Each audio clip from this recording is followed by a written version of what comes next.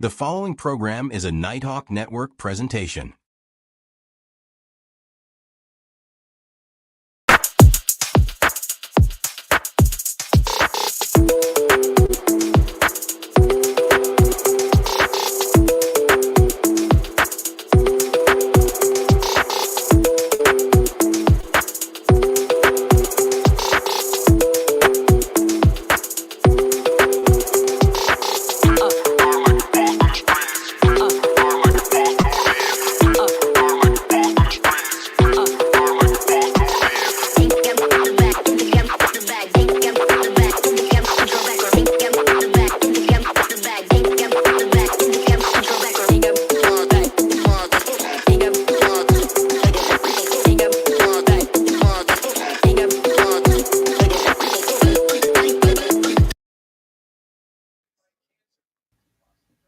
What's good, my babies? What's happening? Your boy E-Buck in the building. Y'all know what time it is.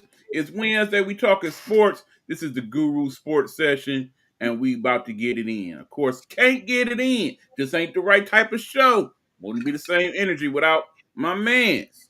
That dude right there. You seen? Hugh What's Lee. What's good, happening? E? What's happening, man? How everything going, brother? Man, all in all, it ain't that bad. Not that bad at all. But We gonna some of start these off with These some of teams I'm the. supposed to talk about, they got other issues, so we'll get to it. Oh yeah, it's a few things that happened, man. Before we got on the show, I didn't really discuss it quite yet because I wanted it to be some things that we talked about, and it's Right getting a on. little more heated too on a lot of this weird stuff that went on. This weekend was kind of weird, man. Besides, like some of the sports and stuff, man, we had a lot of so-called scandals and everything go on, man. Mm-hmm. A lot of people who don't have good sportsmanship. Let's start off with Oh that. yeah, definitely that. We're gonna start off with Angel Reese, man, and her suspension, man. I can't be mad at her because we've been talking about how bad the Chicago Sky was this year. We didn't expect for them to be this bad. We thought it was gonna be the Valkyries, but it's like a vice versa type thing or trading places because the Valkyries actually clinched they're gonna be in the playoffs, Yes, and the they Sky are. is one of them teams that's a joke right now. We kind of figured Connecticut wasn't going to be as good neither, but we didn't think the Sky was going to be going neck and neck with them. And then, you had a Dallas Wings, who, still in that mix too as well. But I don't think none of them is more dysfunctional than that Chicago Sky team. We knew what happened with her suspension with the 8 games. She like the female Draymond Green over there right now in WNBA. But also the added suspension with the team, man. How do you look at this with Angel Reese, man? Do you think that she's starting to be more of a distraction than she was worth as far as her talent? I think we at a point in their scenario where they're going to make some tough decisions this offseason. Started with the coach. First and foremost, because right now you basically took Teaspoon, who I felt did a decent job. Remember, they just missed the playoffs last You're year. dirty, man. And Teaspoon now had you put in this kid who didn't have coaching experience either, and they definitely went in the opposite direction. very. Okay. Understand part of that is because personnel, they let too many of their quality role players go other places. Like Dana Evans over there with Vegas, for example. And then Mm-hmm. you got Lindsey Allen over there on who's that, Seattle? I mean, they let too many of the in between people that they really needed on that squad, and don't even get us started with the whole. Katie Carr, Yeah, exactly. mm-hmm. Shout out to that sister, but Like they okay, blackballed that sister. yeah. To keep it long story short, I think you either got to trade Angel or you got to trade Cardoso and blow this thing up and start off. I'm needless to say, the coach got to go. He's done. If Yeah, Teaspoon was done, he's definitely done. absolutely, He because gotta go. she definitely didn't deserve Right, that. We and understand, I'm not mad at Angel's comments because it ain't like she told a lie. Her team is no, trash. not at all. She the best person on that team in terms of production. And I don't even know about even, them having Haley Van Lith on the team right now, neither. I'm not even sold on her, neither. No, she definitely did not show me what I thought I would see from her. Especially when you compare her to some of the other rookies like Sonia Centron and Yeah. people of And that then nature. Young Quigley over Lyric. there with Dallas. Now Dallas got. I mean, the main thing happened with Dallas was the injuries got the best of them. Yeah, It really did. But no, Chicago, in terms of what these 13 teams are, just clearly the worst team in the league right now. just very dysfunctional in my opinion. Mm-hmm. It's been pretty interesting to hear that too, man. And it's pretty good run right now because we getting into the playoffs, and then they definitely. I looked at that when I got up this morning and smiled because we was talking about that, and I wanted you to reconsider, and you definitely have because I definitely still kept my stance on Oh, saying, I'm sorry. I'm sorry, Hugh. I got to admit I was wrong on this one yeah, because I didn't see it going down the way it went down these last 4 I 5 weeks. didn't expect that neither because we threw them. Well, we definitely because we was collectively. I can't let you get away with this neither. We threw them under the bus. We said they need to just start all over. Just have Asia on there and just restart building that team. They pulled off 15 straight, and most of them games she did average 30 points. So, yeah, man. And not taking nothing from my homegirl, Nikisha Collier, because she definitely was the leading MVP. I think that injury kind of hurt her now. Right. And understand, I wouldn't even be mad if they made them co-MVP. I wouldn't be mad You at know what? that. No, because the way they've been on the tear this year, if it wasn't for the feature Kyler and her attributes, they wouldn't be in the position they were in. And at the same time, if she wasn't injured, you already know they wouldn't have had double-digit losses. Let's be honest. You know, Also if she true. was healthy, they would have probably lost But 5 see, games. I think the two things that win it for Asia Wilson is one, when she dominated, she truly dominated on both ends of the court. She And put that team on. also, when she was out for that 5-6 game stretch, They was getting crushed. They on the got other blown. hand, when Indian Nafisa was came. out, Minnesota They still handled was their winning. business. They handled their So business. that kind of shows you who the real MVP is. Mm-hmm. And on top of that, too, it definitely didn't hurt them when they ended up getting my girl Dejanay Carrington. I said, damn, the rich is getting richer. They didn't really do no bold moves like that with the Las Vegas Aces. They just stayed their course, and we didn't think that was going to be a good Well, no, idea. I think the best move they made is when they put Jewel Lloyd coming off the bench. That Yeah, seemed to work out he very comes well. in and he put that spark out for him, too, because Right, she's been a three-point assassin since she's been on the bench. And right. I she's mean, because elevated her truthfully, game. her and Jackie Young, they kind of threw each other Don't off match in together. the third Yeah. round. They noticed that and they basically tried to fill that void. And that's the reason why I think that momentum came too. And it definitely didn't hurt in the last few games they played Chicago Scott. Let's be honest. No disrespect, but come on now. That's how they pulled off that 15. They played them like they played them a game. Then I think they had a day off. Then they played them again. So, that And was of kind course, of. that was the two games. Angel Reese didn't play either. So, but no, So I that think made she it played in worse. part of one, but no, the other one she didn't.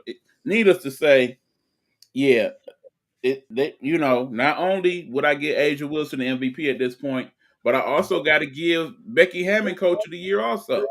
Yeah, because them girls, we was looking at them like, what the hell is going on with them? We were saying they too slow, they not meshing, and we just didn't know. It was just weird for us to see them kind of fall from grace at the beginning of the season, and out of nowhere they just won. Man, it was like 5 games, then they got to like 9 games, and I said, okay, they look like they're doing something, and they got a comfortable stranglehold on that 2 seed, 2 in hell, man. Now, luckily, if this season had 2-3 more weeks, they could definitely would have been breathing down, Minnesota's throat right I now because would they only agree. 4 games behind them right now. But Right. I yeah, mean, I well, keep in mind, season about to be over. So, yeah, Minnesota definitely got the number 1 overall seed. But even absolutely. still, it's going to be a very interesting playoff, particularly this first round. I mean, because I fully expect Minnesota, New York, and Vegas to get to the second round. But everybody else, they're going to kind of be a challenge. Yeah. I definitely want to see what the Valkyries going to do. Home Um, field advantage definitely will play key yeah. with them. They're not afraid. They'll play whoever, man. They didn't beat a lot of the good teams in the league. Yeah, I It's just mean, a little shout out scary. to the GM of that squad who saw the vision of getting a Mhm. whole bunch of international players with good experience and adding them to the few people they had. That's how they got where they got. You know who they remind me of, man, just with their poise and their vision and their consistency and how they play. And it's a little faster than what I even expected too. As soon as you said that, it just rung a bell. Ding, ding, ding. They kind of look like the female version of a good ran Greg Popovich San Antonio teams, back when they really start getting Or them I can started. say they So, kind of look like that version of Sacramento Kings. back in the Chris But Webber White Webb, no, Chocolate days, when they definitely. had a few international players also like Vlade Divac and Petrovic and Stojakovic. Hey, Vlad, my man Vladi, man, was like my dude.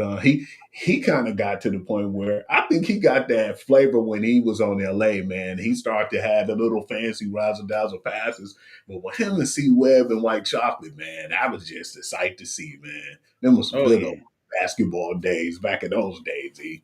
Absolutely. But yeah, like I said, I'm definitely looking forward to the play. It's unfortunate that Mm. Caitlin Clark won't be in it. I mean it's sad because it definitely has cost the WNBA some of their audience this year. It was You weird see, that you this called time it. last year, we definitely was talking a lot more WNBA than people are right now.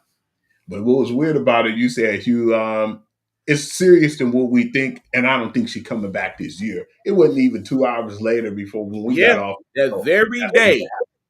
they said that she's out for the year because we knew something was up because she Right. missed the All Star game and then she missed all this time. But fortunately, Kelsey Mitchell been holding it down, man. That Yep. woman. I mean, and again, it's sad that certain people, they may get a couple votes, but people like Kelsey Mitchell and clearly Alyssa Thomas, they had some MVP type play in their own rights, but Absolutely. it's just they play in a league with those two girls. Yeah, and all them 30-point games she had, they said out of the most 30-point games ever by somebody in the WNBA. So yeah, I Indeed. definitely was enjoying And seeing. Alyssa Thomas broke her own single season assist record. So yeah.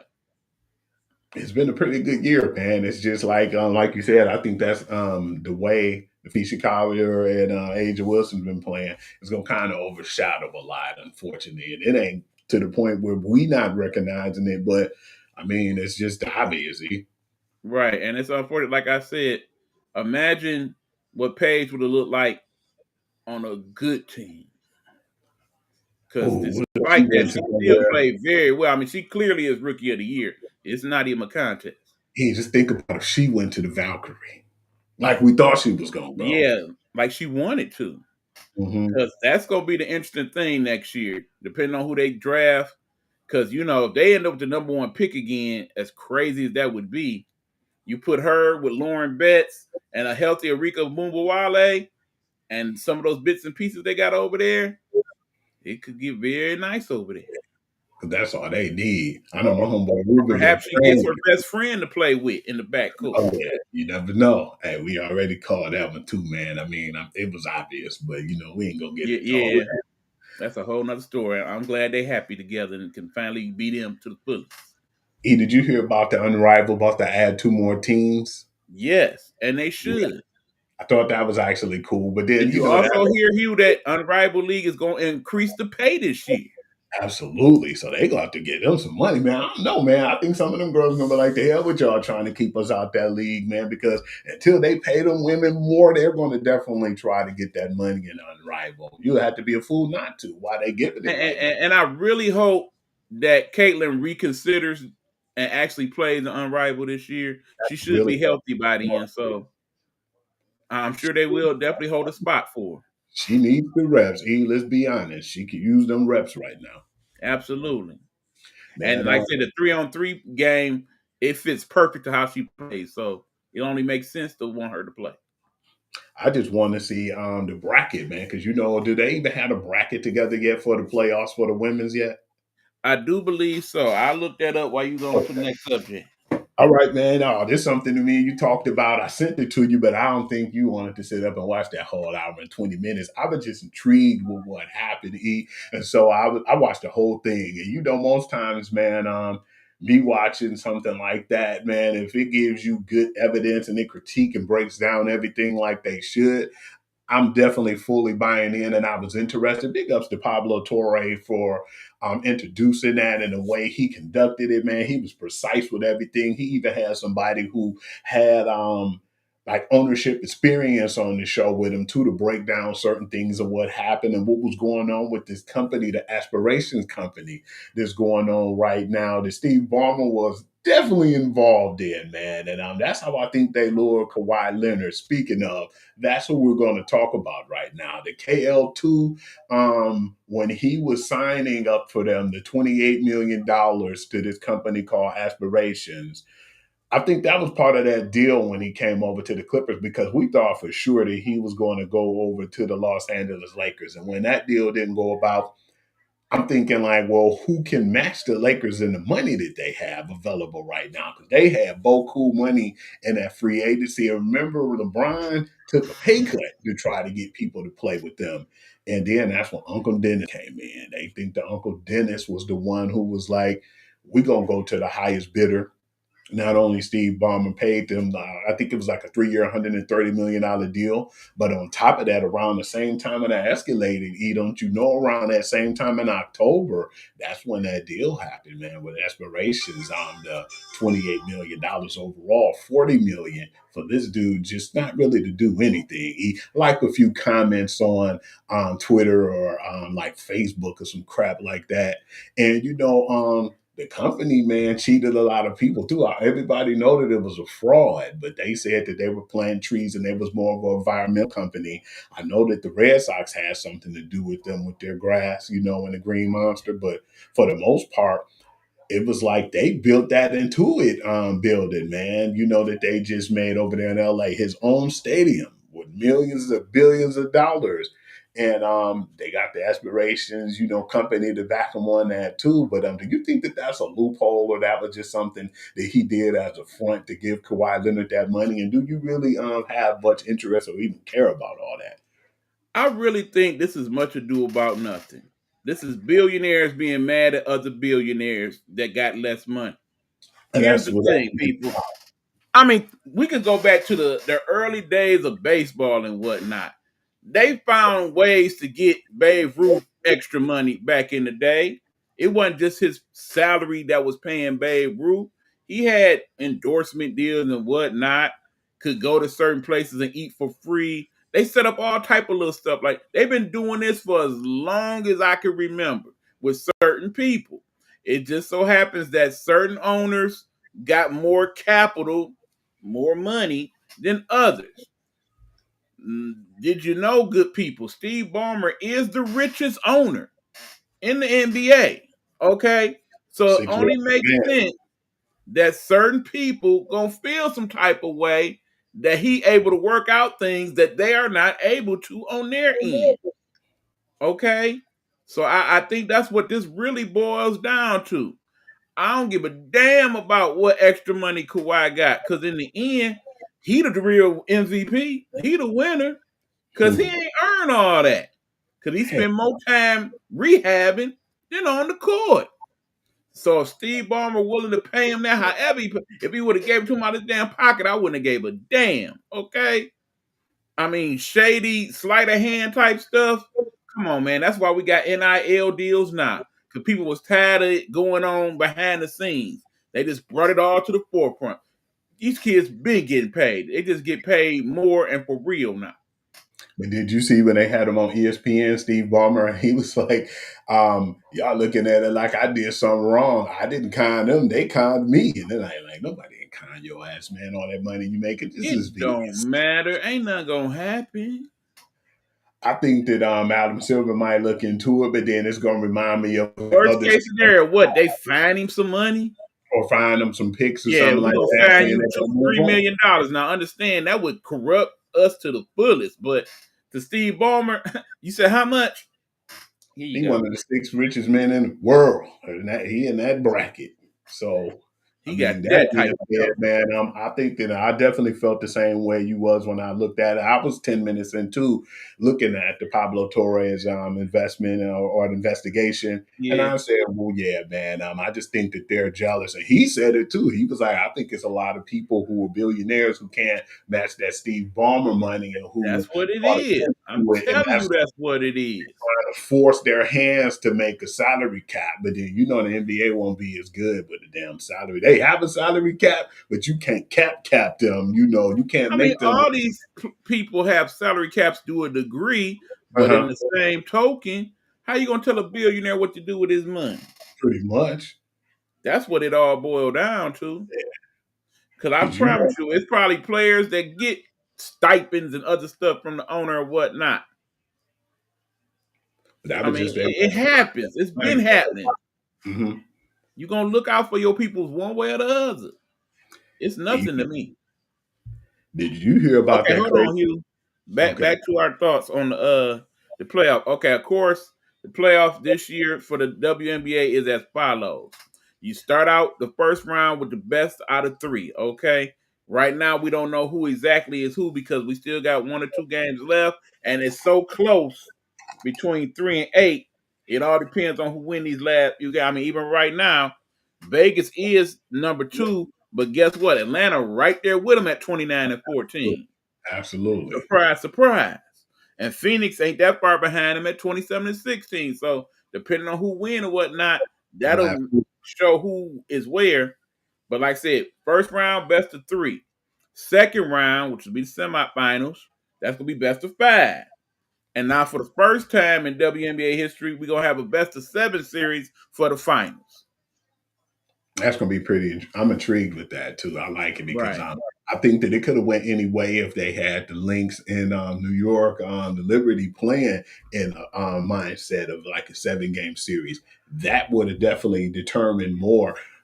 I mean, we're giving credit to the New York Liberty, but you never knew how that would have went if it went down like Right. that last But see, the game. one thing I like about the WNBA, and hopefully the NBA will adopt this method, is remember, after each round, they reseed everybody.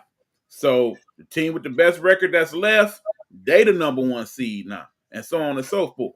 And it should be that way everywhere, man. All the sports should do that. I agree. I love that strategy, man. That Just that that would make winning the regular season more important. that's what made me so much more intrigued with. Because remember when you first put me on the WNBA, man, that was like 3-4 years ago, man. And really, I started to get in tune with it. But just to see that and see how they broke that down, I kept calling you, hey, man, they just did this. And you was like, yeah, that's their rules and that's how they format things. And I was like, well, I'll be damned. That made Mhm. me interested. And plus, the good series between Las Vegas and I forgot who Las Vegas played when they it was their first championship before they back to back it. I forgot who the team was right now. It It was slipped my either New mind. York or Connecticut. It was one of them two. Because them the I two think teams it they was beat. I think it was New York. But yeah, man, pretty good series, man. And that's what really had me hooked, man. I just like the way they did things and how they executed, man. Because like you said, everybody should do that format. I'm surprised they don't, man. And Right. I don't like some of the stuff like how you would be a team not even over 500, but you can have home field advantage like in the NFL, man. They got a lot of stuff they still got to fix. Right, and remember, if you got that new ESPN package, pretty much every from second round on, all those games should be on ESPN. And the finals this year, much like the NBA finals, all of them will be on ABC also, Yeah, and and that's and your Disney Plus for that matter.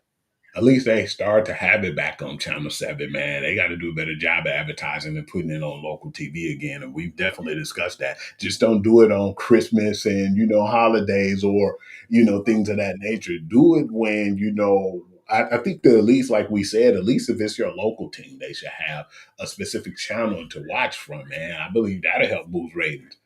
I ain't trying Agreed. to get Valley TV or none of that crap. Right.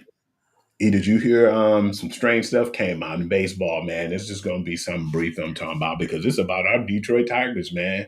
They said it was at least 8 employees accused of misconduct towards women over the last 2 years. Again, it's sad, but these things go on down there all the teams. Unfortunately, it's something about being an athlete where you feel like you got the autonomy to do things that regular people can't do. I mean, it seems like every year we get those type of stories from most of the major sports, particularly when it comes to domestic violence, sexual harassment, just stuff of that nature. It's hard. I mean, can't excuse it. Wrong is wrong. Okay, plain and simple. So, in terms of it happening, yeah, it probably did. Is it happening on other teams? Yeah, it probably is. Are they going to do much about it? No, they probably not. Probably not. When I looked at that report too, it said it was published on Wednesday following an investigation started last April, including interviews with 45 current and former employees. along with access to email, human resource documents, text messages, and court records. So yeah, man, it's gonna probably be a little cleaning up to do, but like you said, man, I don't think it's gonna really affect or impact anything like it Right. should, unfortunately. I mean, it's like somebody told me the other day, and it was a female who said it's like, once you get to listening to ESPN and all the other sports takes, they spend half the time talking about the actual sports. They spend the other half the time talking about situations like this. So it's like men had their own little reality show in a way, and I get that from that standpoint because it seems like people take more of an interest in these things, even more so than what's happening on the field. I want to kind of slip into some of the NCAA football talk, man. Like I said, it was like crazy blowouts, man, in the games, and And it I was like, expect more of the same this week too. yeah, I didn't really see too many big games. I think it was like, if I'm not mistaken, maybe 2 to 3 games that's really worth watching, and All the right, we can rest has jump been into like them. really bad, man. Okay, I want to get into some of these games, man. I want to start off with your feelings about the Michigan and Oklahoma game. Okay, now we was back and forth in the check check about it. Shout out to Coach B. I was hitting him up also. I did not like what I saw offensively from Michigan at all. No, we talked about it. Very, very conservative, vanilla, plain. No. And a lot of the talking heads have agreed with me this week. When you get the number one overall recruit in the country at quarterback, and he's considered a dual threat quarterback, you want him to use all his weapons in his toolbox.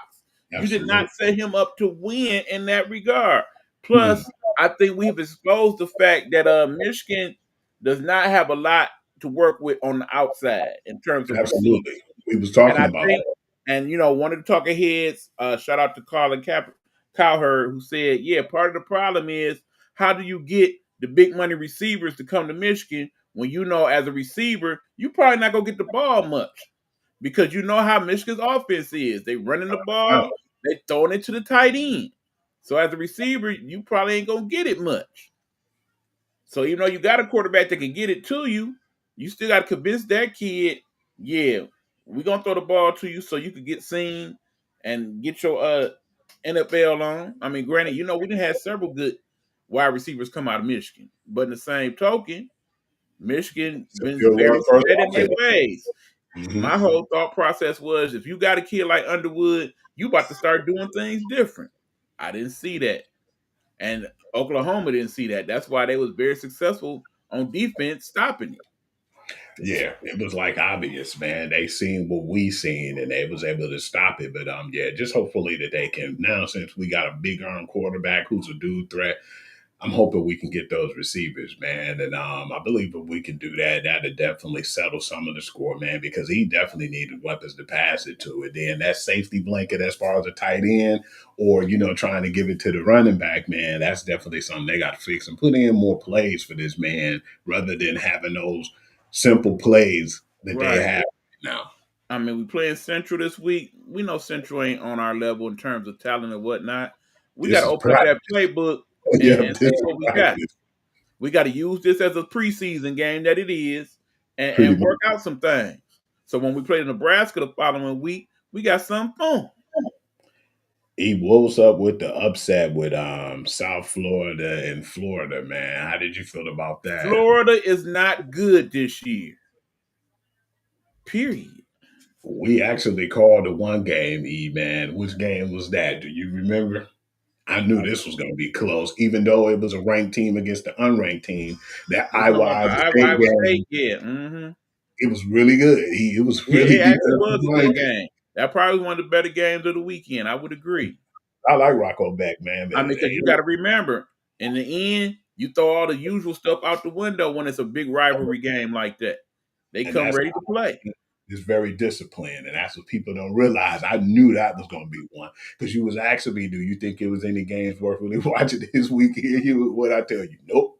I said just that one game was the only one that was intriguing to me because, like you said, Florida, I think they ranked them too high. But another team that surprised me though was the SMU banner because we said we didn't really know too much about SMU, but then that final score was like a double overtime, 48-45, and Banner beat number 12. So I mean, well, no, number And 17. you know what I said? I said SMU was overrated.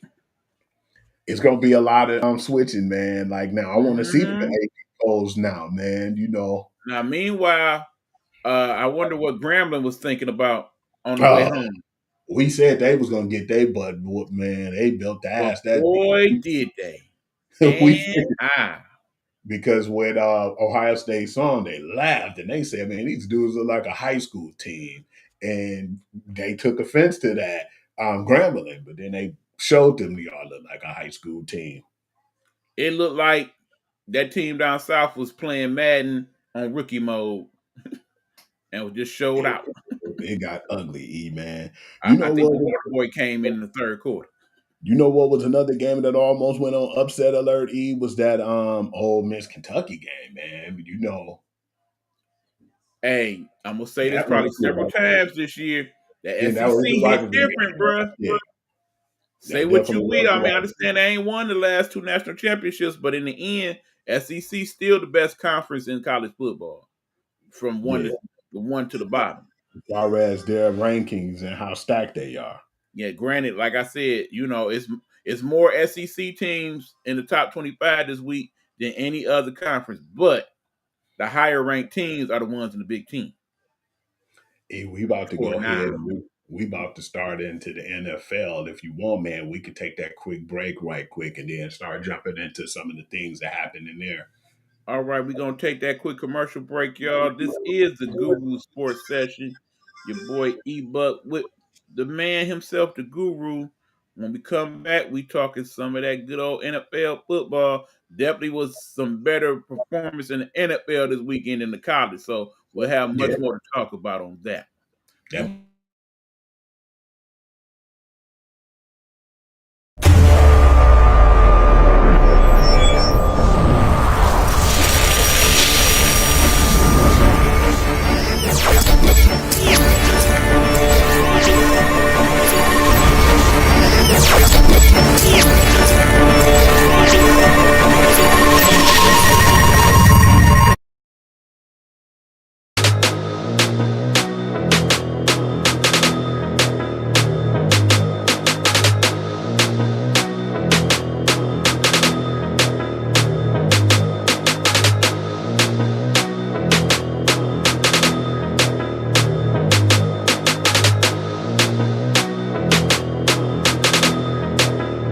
Long as I wake up in the morning, I'ma get a bag.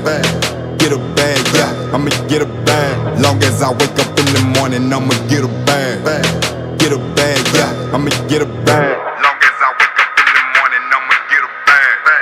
Get a bag, yeah, I'ma get a bag. Long as I wake up in the morning, I'ma get a Hold up, hold up.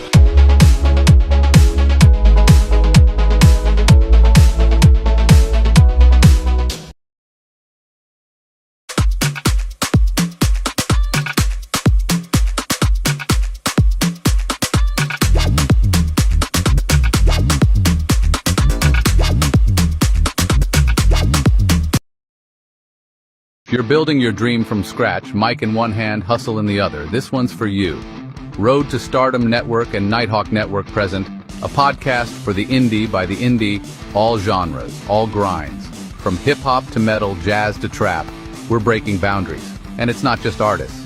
Entrepreneurs, creatives, and self-made bosses, we see you. We're giving you the spotlight. This ain't mainstream, this is your stream. Coming soon. Be ready. morning slave that is. All right, y'all, we are back. This is the Guru Sports Session. I am the producer / co-host E-Buck. My man's Hughes in the big chair, ready to break it down as we talk about the NFL Week 1. Man, first and foremost, man, the Thursday kickoff game, I had the shakes. I was waiting for this, man. I know you was laughing. You keep jabbing me, man, but it was funny and it was good jabs. But yeah, I was like Pookie at the time, man, waiting for some games to come on. And when that game came on, the first thing I told you, I was mad as hell at that game, man. I feel like the unsportsmanship was just to another level. How did you feel about that whole Jalen Carter spitting on Dak Prescott incident, man? I was fuming after that. People. It's very simple, okay? In life, it's three things I cannot stand for another person to do to another person. Well, I could add four if I was to be really disrespectful and whip out the wee and wee on somebody. That's disrespectful too. I understand some of y'all like that type of stuff. No, man. Anyway, one, you do not hang up on somebody. That's rude. Okay, it's just rude. It's just saying use a bitch. Okay. Two, you do not disrespect somebody's mama, particularly when they dead. Okay, you just Absolutely. don't do that. That's just wrong. Calling somebody a son of a bitch, that's just And three, actually, it's 3A and 3B. 3B is you slap somebody in their face. Actually, a man slapping another man in the face, extremely disrespectful. Okay, because that's just saying I'm treating you like a hoe. Okay, but the worst of all of it is for you to take your body secretions full of bacteria and such and spit it on another human being. That's just saying, I don't even consider you a human being. You're filth to me because that is filthy. I don't care if you just brushed with dentine and gargled and all that before you came out on the field. You just don't do that. Spitting on anybody ain't no comeback from that where it's like, my bad. I ain't trying to hear I'm sorry for that. Absolutely. There's no He apologizing for came with that. something like, well, he spit at me and I thought he was spitting. No. No, sir. No. Now that being said, the punishment he got for it, I'm all right with it. I'm all right with it. I say he should have got suspended that game. I mean, and technically he did because he didn't get to play that whole game, and Absolutely. they took his check for that game Because as they they did. should have, and they fined him as they should have. Yeah, Now so that being said, Jalen Carter, we watching you, bruh. yeah. But anything else That, like that, that can't man, happen again. yes, That can't happen again. That happens again, I say you got to get that hot 8. yeah. You got to feel it to make sure you don't ever do it again. And Because we like got you to said, remember, somewhere down the line, somebody saw that, and just as they saw it on Thursday, it happened in 2 games in college on Saturday, where somebody spit on somebody else. and just People like watch it, you and by rights, those 2 people that did that, they got booted too. what you were saying too, a lot of people ain't really realizing, and they probably don't really understand unless they watch the game. What you were saying was the direction. At first, we just thought he just spit at him for no reason, and we was like, "Well, damn," which it technically still was for no reason. But when we seen, and I was like, "Okay, that clears it up somewhat," but still didn't make him, had a right to think that he could just go up and spit on him. They didn't show it at first. That part was off the camera, of course. Dak was in on the huddle, and their huddles was a little too close to one another for one Right. to me for comfortability. And he Mhm. spit towards the direction of the ground, but I think they said when he spit, it was towards like the Eagles players, but it was towards the ground area. It wasn't like at them.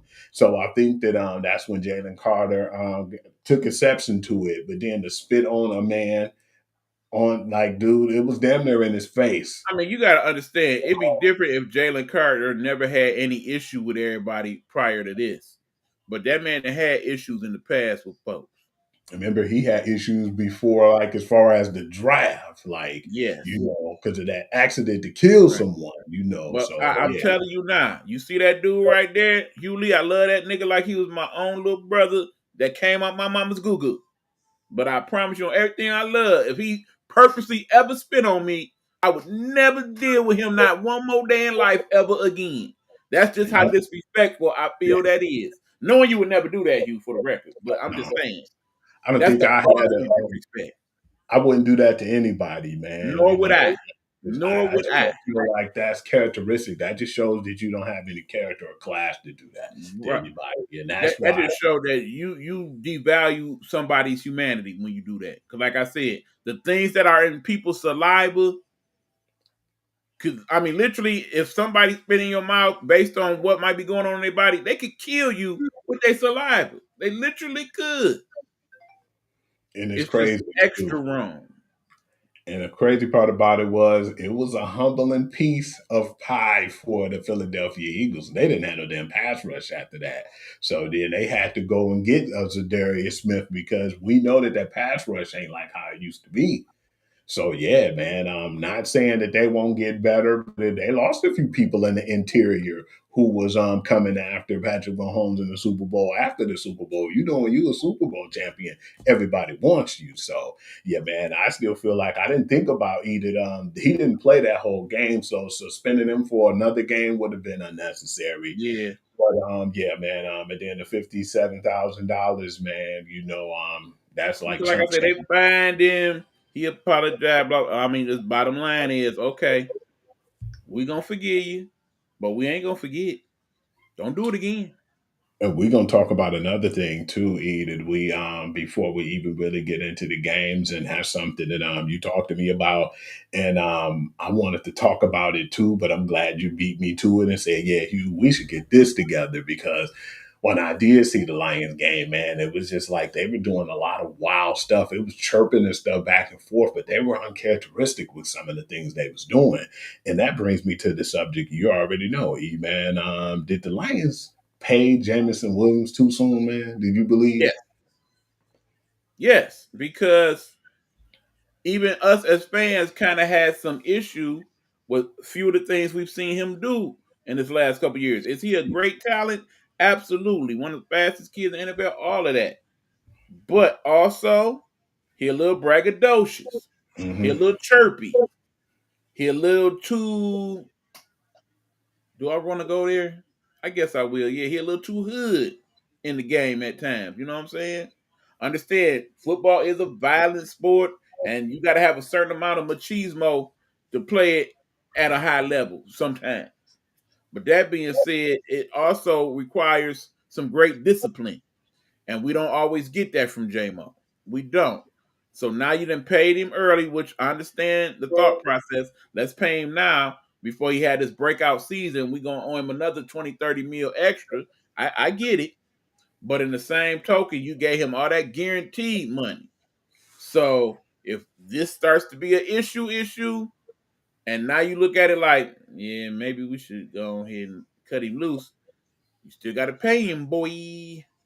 And you know who one of the players is like right now, who I look at him and I feel like maybe they shouldn't have paid him too soon too. And you see it just the way he act and the way he conduct himself, man. Tyreek Hill. And remember, He's that one of brother them. wanted to come back and renegotiate his contract, but based on some of the stuff we see with him on the field, and clearly some of the stuff we seeing going on off the field, I don't Mm-hmm. know about that. You would think Tyreek Hill, father of 10, you would be a better example out here in these streets. Yeah, because they find him, man, or they're going into an investigation under everything that they've been saying that was going on right now.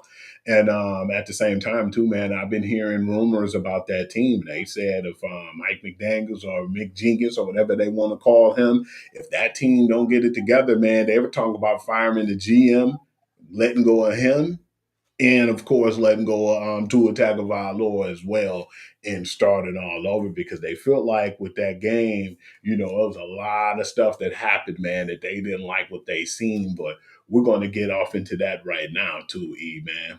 I mean, long story short, Miami messed up the day that whole Brian Flores thing went down. I It's think karma so now, much. buddy. It's It's starting karma. to be a trickle down effect, man, because Mm-hmm. that happened. And then amongst all that too, them getting rid of all of these good players that they had, man. And like your Jalen Ramsey, and and it's like, do Mhm. y'all really want to compete right now? And that first game didn't show me too much, but we're going to get off into that game with the Cowboys and the Eagles, that first Thursday night game. Now, to make the long story short, E, and what do you think about that game? That game was actually better than I thought we would see. Remember, we were both kind of thinking this was going to be a blowout. We both took the Mhm. points and all of that, and Cowboys beat the point spread. They ain't win the game, Yeah, obviously. And when you look at that game, particularly that last few minutes of the fourth, they they should have won that game. had a They chance. had it in hand until CD Lamb didn't. You see what I'm saying? Funny, man, because they've been putting up pictures, man, having CD Lamb with no hands and everything, man. But yeah, they had opportunities, I plenty of seen one where he had the alligator arms and all that. So And yeah, he definitely, if he would have caught, because he caught some crazy passes that game, but just regular passes, he wasn't catching when they needed him in the clutch. So right. hopefully, Remember, when you're the team that's like the Cowboys, half of the world, they love you. It's Cowboy fans everywhere. But the other half, we can't stand your way. We love it when you mess up. Stephen A. can't wait to get that cigar and that, Oh yeah, cowboy, his he went there. popcorn. Oh yeah, he love it. So yeah, they gonna have to definitely make an example. But that team actually proved they can go toe to toe with the Eagles, man. And Javonte Williams was a hell of a pickup, man, a running back. Because as soon as Indeed. Jalen Carter made that stupid move, man, they ran the ball down their throat, which And shocked that me. put them in the game, exactly.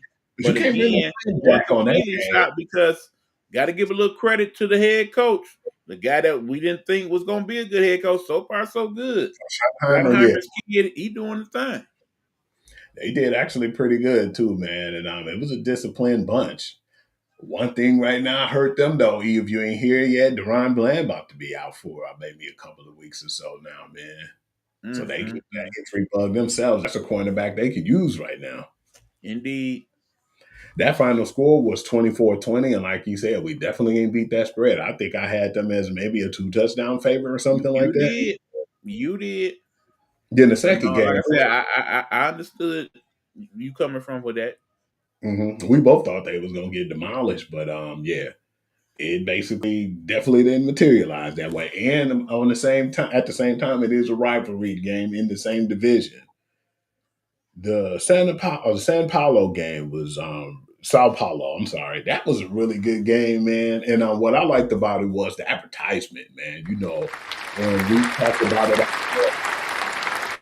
Yeah, you got to give them some applause because the way they set all that up was beautiful. Talk about it. beautiful, man. The whole atmosphere, the feel, just the environment itself, man. That huge stadium, I enjoyed it, man. And I like the YouTube took care of business. Well, that's the one thing we looked at, and I said, hey, that's kind of sweet. They got the YouTube Mhm. mugs, hats, and the podium.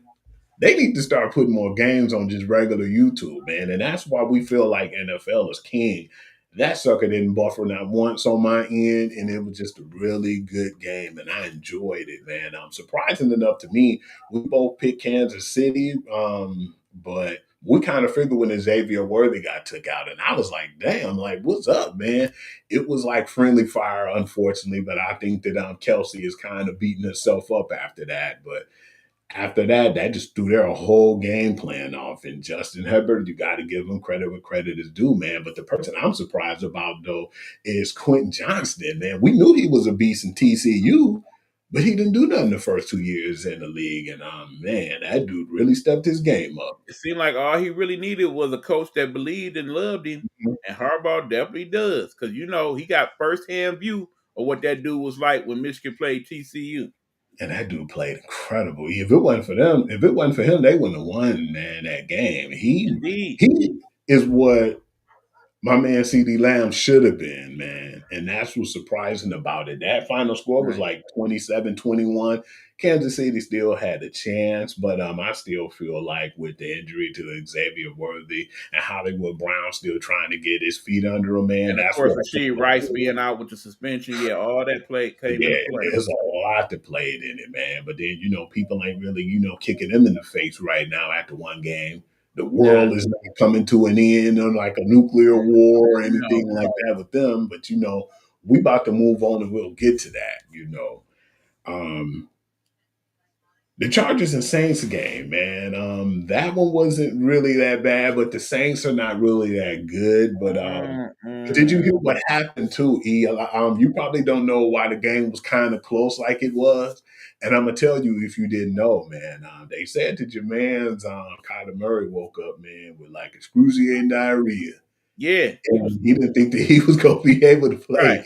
play. He took some medicine and he ended up feeling better before the game. But I still feel like 100% it would have been a worse blowout, man. Well, it wasn't really a blowout, but I think it would have been worse than what it was, though. But got to give credit, man. Always give them credit in the dome because you know the defense don't show up. But it was a pretty good disciplined game too from the Cardinals, and we said that they were a sneaky team last year. And I still feel like they're going to be one of those teams that play pretty well this year.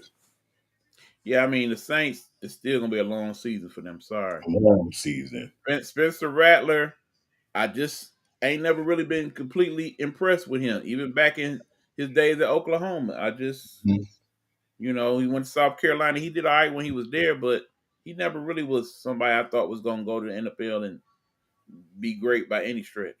You know what they call him, E-Man, and I still call him this to this day. It was a meme that they had online, and I still figure it affects them to this day. He's the wish version of Patrick Mahomes. Oh, damn. That's why every time I look at him, I'm like, this dude just unfortunately, I just don't think he cut it. And we know Tyler Shaw will be in no time. They're gonna have Yeah. to. Yeah. Let's talk about this brutal game, E man. The game that I told you that one of them that shocked the hell out of me, man. And we're talking about that team we were just talking about where, your man's Tyreek Hill and the disgruntled, gameplay over there. The Miami Dolphins, and I think we picked the Miami Dolphins to We beat did. Indiana Jones, and Indiana Jones went off. E. Man, Danny Dimes came to play. I got to give him his respect, bro. He looked good. He We looked seen so good. I don't think Richardson getting his job back. we seen some flashes last year though. Remember that one time when you called me and you told me something, you shot the hell out of me, man. I thought I seen the ghost, but then you seen that game and you said, man, Daniel Jones ain't play that bad, Hugh. Mm-mm. The receivers let him down. If they could have caught Mm-hmm. 2 or 3 more extra balls, they would have won that game. You can't look at Danny Dimes and say it was his fault.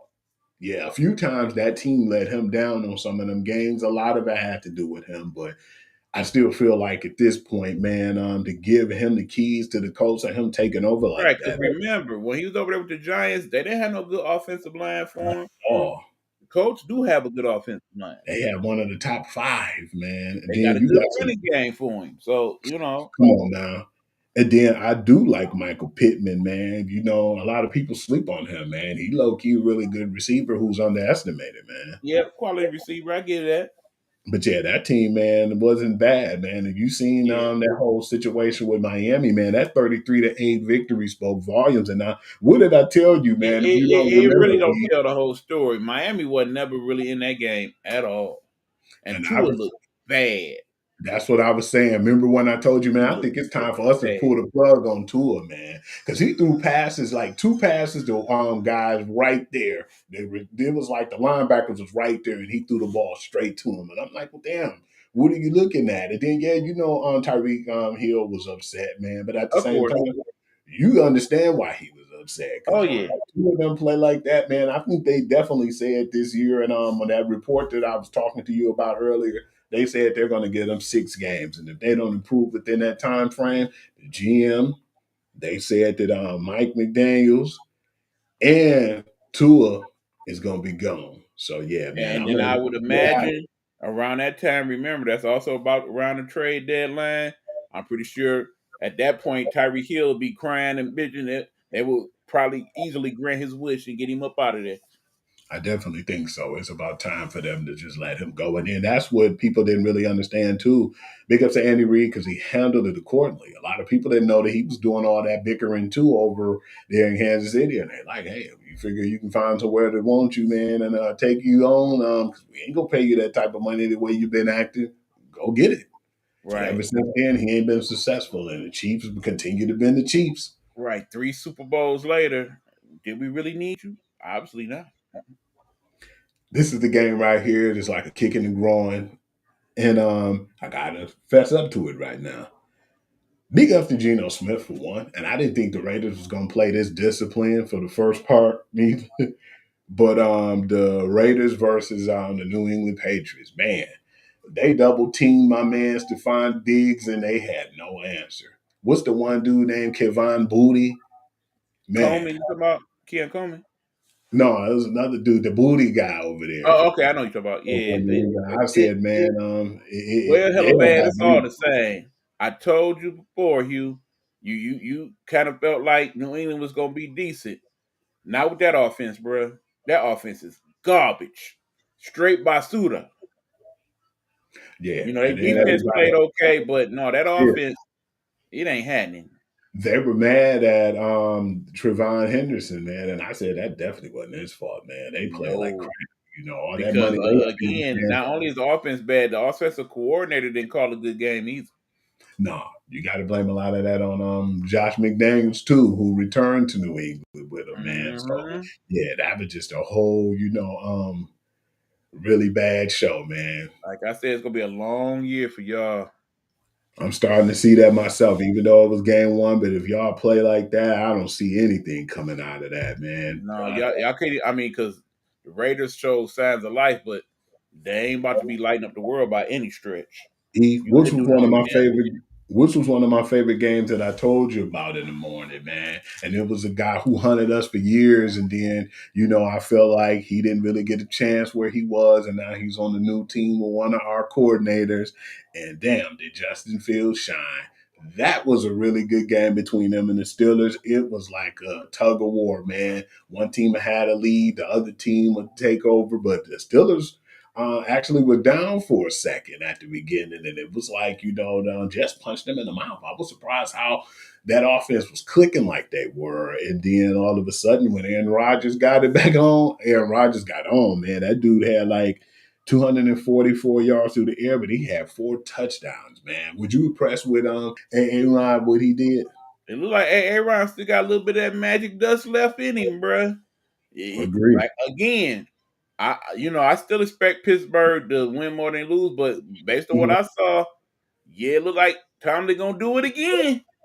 I mean, Absolutely, it's Pittsburgh definitely looking that defense way. was, they'll have better days, no doubt. But long story short, I like what they showed us offensively in Pittsburgh. Definitely better than anything that Fields or Russ came up with last year. Ever. Yeah, because he was throwing that ball to Friar Mood, man, and he And you had can tell they Taylor already got a Dorman. connection going. Oh, absolutely. I definitely feel like this is going to be a fun team to watch this year too, Oh because yeah. if Aaron Rodgers continue to dial it up like that. I like the fact that it went down to the last part of the game because Justin Fields actually had the ball in his hand, but you gave Aaron Rodgers too much time, man. And the Chris Boswell, the 60-yard field goal, I was definitely impressed. And that's what really got me hype at the beginning in the early games was Mm-hmm. how close it was in that game, winning that game in clutch. Because I was like, I don't know if he's going to be able to make this 60-yarder, and he made it pretty clean. And that being said, it was a lot of long field goals made this week, but there's also a lot of missed field goals this week. Whoo, you already know, man. Well, I already know where you coming at, man. I definitely want to Mm-hmm. throw that in there too. I want to know if you knew that. Yeah, they hurried up and fired Jay Moody, man. They got tired of him in I San Francisco. mean, the reason why that's so sad because remember, in that draft where Jake Moody came out, he was the only kicker that was drafted, and they And he was drafted him in the fourth round. They drafted that him was a good high. kicker because he was so He, clutch in Michigan too, man. no So doubt. I mean, it made sense at the time, but Mhm. clearly, and when it comes to kicking, a lot of it is mental, and clearly his mind ain't where it need to be when he kicking the ball. And it's different from the collegiate level, man. And that because they look at you like you got one job, but it's a lot of pressure, man. All right, E, I want to talk about this game too, man. The Giants and Commanders. That Giants defense was pretty good, man. But As we figured it would be. that Giant offense wasn't good. I can't really blame a lot of that on Russ neither because that pass rush is coming at the rush, man. I mean, I gotta blame Russ son because what I saw, yeah, Russ not he making The business. same Russ he was. He ain't the He Russ he making was in Seattle.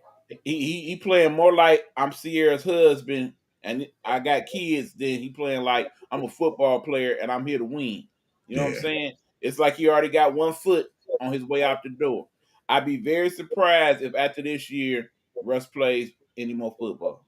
agree. Because I just definitely see he lost a step. And then at the same time, he's not as accurate as he was in Seattle. I definitely feel like it's time for him to just go in the sunset with his Right. wife and kids. I mean, he'd have made his money. Your wife fine as hell. You trust me, Russ still winning in the end. E-Man, we talked about this game. We definitely had the Jaguars winning, but how did you feel about Travis Hunter's first game? Was you impressed, or do you still feel like he needs to just focus on being on one side of the ball? I still ain't seen enough to know what I really feel about it just yet. I'm curious again to see how they play it this week. Is it gonna be okay? Well, now this week we're gonna play you mostly defense and just have you some offense, or are they gonna stick with how they did it week one? I think by probably week four we'll have a feel for what that really gonna look like overall. Let's get that damn skeleton out the closet too. Travis Etienne, healthy Travis Etienne. Damn, man, that dude ran crazy. He was averaging like 5, 6 yards a carry. That Dude, was now Hugh, you know I've been talking about ETN ever since his days in Clemson, man. I always he been impressed with that dude. You remember at one point I wanted him to come here, man. It was just he Absolutely. had some injuries and stuff, man. And a healthy Travis Etienne is dangerous. So dangerous that they was like, shit, we don't need Tank Bigsby, man. They let him go to Philly because they missing that game well in the backfield and some of those Right? scat that they had. But when they seen that Gainwell game, played they pretty was good convinced. last week, by the way. They said all we need is ETN, man. Yeah, I was impressed, bro. Oh yeah. I always been impressed with that brother. And we kind of figured with the Panthers that was we beat that spread shit. It was like 26-10 the final score. Mm-hmm. This was the worst game of the day. And usually we be clowning New England, man. And we really give them a hard time. But what do you think I'm going at when I say this was one of the worst damn games of the day? Think about that game and you tell me how you feel. Man. Do you know the team? No, come on with it. The Bengals and the Oh. Browns. The worst game I've ever seen, like this year and last year. I mean, part of that rivalry, part of that just it's clear when you don't play in the preseason like you should, you get games like this in the first couple weeks. And that screamed that was the case with that game. Funny Those thing teams though, were not properly prepared to play one another the way they needed to, think about it, the Bengals had preseason reps. Remember? but not enough. Yeah, Not enough. they looked really Because bad. remember, particularly that team, because remember that's like the first time in about 3 or 4 years when they all was healthy going into the season. Yeah, you're right. They usually have slow starts, but come on, y'all, man. Bengals, it's like it ain't no I excuse. feel like the only reason they won was because they played a team like the Browns. Otherwise, they would have lost another one in September. Because 17-16, that was really bad. And I really definitely felt like the Cleveland Browns should have won that game. Yeah, they offense supposed to look way better than what we saw. And one of my other favorite games, man, that I seen in the morning window was that damn Buccaneers Falcons game. They took it Uh, there, E. That was a good game, I love that game, man, because particularly in that the fourth quarter. Shout out to that dude Baker Mayfield. Man, remember, once upon a time, Baker was the unthought of. He was trash. He was on his way out the league, all of that. Man, that mother didn't changed his life. You could tell he played football like a grown ass man now. And when you got a dude like that on the team that believe and make the players around him believe anything's possible, they gonna be hell to deal with once they get to the playoffs. I know he thanked Cleveland too, and your boy Ibuka went crazy. You know who he reminded me of seeing him play that game? He looked like a young Mike Evans, dude. That scared the hell out of me, some of them catches he made. And He that did. team already got Godwin, but I think that they shouldn't be trying to rush Godwin back right now. Give him them 4 games, before he come back. But we And don't always sleep on that dude Bucky Irvin, man. I like that dude at running back. and they got Bucky Irvin. They got a stout defense with Via. And they ended up getting Hassan Reddick too, a sneaky good pickup. Man, they got a Indeed. good disciplined team all around, man, and they Right. always It's like play that their dude clear. Levante David been in the league about 30 years. 30, man. He always making a play. Yeah, man, that's a really good team. But then don't sleep on the Falcons neither, because that pass rush, the two pass rushes they got in that Well, first I round, boy. definitely like what I saw out of Penix Jr. That dude looked real Penix good. Jr. basically let you know he that dude over there, man, because if it wasn't for how good Baker Mayfield was, man, we have been talking about the Falcons beating them, man. But then the Falcons beat them twice last year. They shut them boys out. But then I was just glad that they proved this point. But then they beat them in Atlanta too, man. So that was Mm-hmm. a huge statement win. And that final score, of And, course, went down to that field goal, 23 to 20. and usually, dude, Young Hoku, he usually clutch, man. Whoa, man, that dude, that surprised me, man. What in the hell is going on, young boy? I was sitting here like, okay, these good. It's overtime. Then I was like, oh no! I was He's stunned. been so You could tell he consistent. was stunned. Like, how did I miss that? He's one of the most consistent kickers in the league, and to see No him not doubt. really do nothing, that caught me off guard.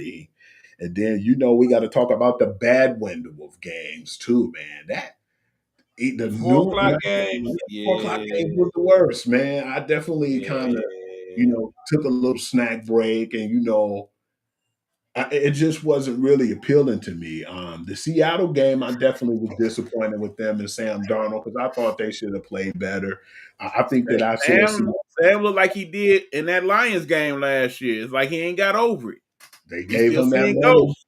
and that's how he looked, man. Because we had Seattle in the 12th man winning, but yeah, San Francisco ended up pulling that game off 17-13 with all them injuries too. But I want to see what's going to happen with the game with the Saints. I probably don't watch that game because I'm hearing rumors that Purdy might not play and Kittle ain't playing. Oh yeah, Good. Kittle. They say Kittle might be done. Yeah, they said they're gonna give him 4 weeks to see what he got, but I don't know if he's gonna be back this year. Let's be honest. Who the hell is the backup for the 49ers? That's a good question. I do not know. Yeah, I really want to. I'm gonna But keep an eye on that I think Saints we might game. end up seeing him, whoever it is. That Titans and Broncos game was really bad too, because we thought the Broncos was gonna blow them out, but the Broncos was giving them every chance in that game. That first possession, it looked good, and I said it's gonna be a long game for the Titans, but the Titans got a couple of good interceptions, and the defense played well, but the offense just was pretty bad. I mean, Cam, it was game one. What can It's I say? growing pains for that brother. I mean, it ain't like he got a lot to work with there. So, Yeah, and we that's already why he's the number one pick. they probably going to have the worst record in the league. I kind of take that back now based on what I've seen from New England, Miami. But It's yeah, gonna they're be gonna one of be them that. teams. Oh yeah, and definitely the Saints. I ain't like what I saw from them either. You can kind of juggle them, man. Yeah.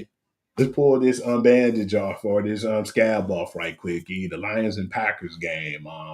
I looked at that, and at first, I was heated, but then I had to tell you a secret outside of that because you didn't know that was going on with me. No, I did not, sir. So I kept that low key, and that's something we ain't gonna talk about on the show. But yeah, No need. But yeah, man, that's why I was like, I'm not gonna watch that second half, man. Let my blood pressure go up, man. Dealing with these dudes on this first game, we already knew that the season that they didn't take the preseason reps seriously, and we talked about that. You hit me with that and start to give me doubts that game because you said, Hugh, they didn't play the preseason. This is a new offense. The defensive coordinator is not the same as Aaron Glenn, even though it's an in-house guy, Calvin Shepard, but still it's not the same, Hugh. And then, yeah, we was happy to see Brian Shaw and some of the stuff that we had, but we lost so many guys. You seen how well the Jets played. That's some of our guys over there on that offense that went with Aaron Glenn. And let's not talk about Ben Johnson, man. But then, I still feel like them playing them preseason reps would have helped a little bit. But you got to give credit where credit is due. They were in Green Bay. We always had issues with them in Lambeau. We've been kind of owning them the last few years, but the Mekhi Parson deal was definitely an X factor too, man. And I feel like we played very undisciplined too, with the Branch getting into it and some of the, showboating and crazy. I definitely seen too much of that going on with Yeah, us. I wasn't too happy with that. I felt like No, they weren't no, being professionals with that game. But I give credit where credit was due because Jordan Love looked good. They had some hella chunk plays in that first half. But what did we say though? I definitely went back and seen the highlights. The defense buckled down a little bit more in that second half. But that offense, man, they got to fix the red zone issues and they got to play with more urgency, man. But I definitely want to see this next game because I've been hearing a lot of chirping, man, and I'm like, y'all better do something this week because going 0-2 would definitely make me be to the point where man. I'm nervous If right the now. Lions lose this game this week, it's gonna get ugly around here. Brimstone. Cause I spent the next 2 days after I listened to sports talk. Some of y'all, They hold done on, dog out. you. Can I get a minute? Can I get a Please. minute? Let me handle biz right quick. You Hold take on. a while on this one, E. All right, check this out. Good people, y'all need to calm the hell down, okay? Have y'all not forgotten where we've come from as Lions fans? Did we not at one point in my lifetime go 0-16 and did a legitimate 0-16, I might add? Had no hope of winning every week, and we all knew it. Okay? Have we not forgotten that? Have we not forgotten that back in the day, every year we had a different quarterback? Remember them days? Y'all done forgot all of that.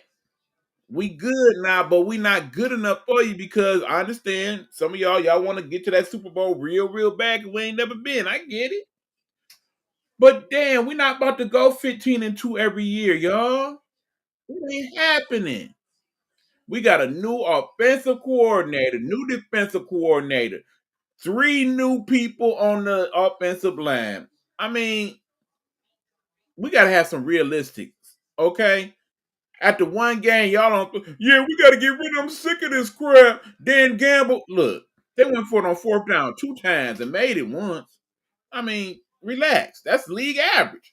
Matter of fact, yes, he's gone for it more so than any other coach in the National Football League in the last 4 years. But guess what? We've made it more than any other team in the National Football League too. Y'all got to start watching these things a little differently than however y'all watch them. 2 or 3 things go wrong in the game, and y'all done already went off the clip and spit your blue Kool-Aid out, and y'all done. Come on, man. One game, after one game, relax.